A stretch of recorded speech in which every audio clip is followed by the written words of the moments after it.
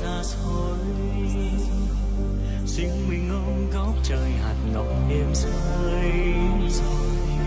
Ai cũng mong hóa giàu về nghèo phân ai, sai từ ngay lúc đầu tình bạc như vô. Tiếc là mình không có nhau, tiếc là đời quá đớn đau, hay là duyên mộng mơ không như lúc đầu.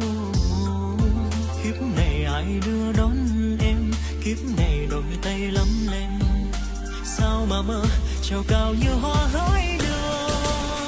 Vì lòng anh quá thương em, quá yêu em, nhớ thương em anh đợi em về.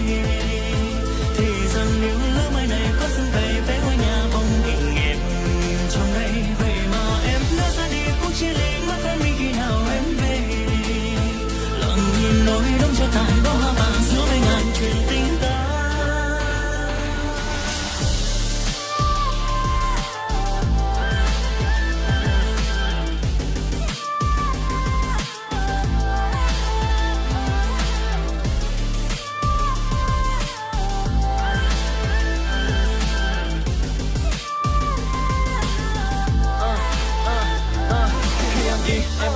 Trong màu da trời còn tim đau thương, vui trên mi còn mong đừng xa, rồi mới có thấy nhau tầm bay tay dây nón tay. Vậy mà giờ không thành người lại còn người không đành.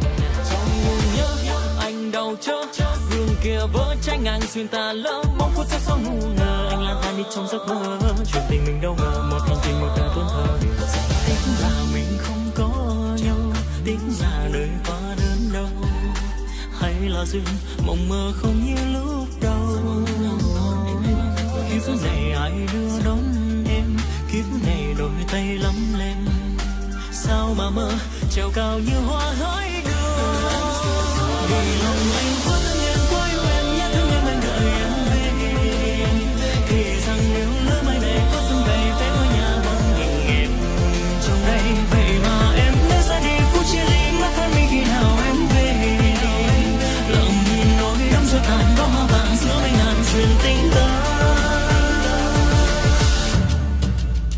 Vì lòng anh, vì lòng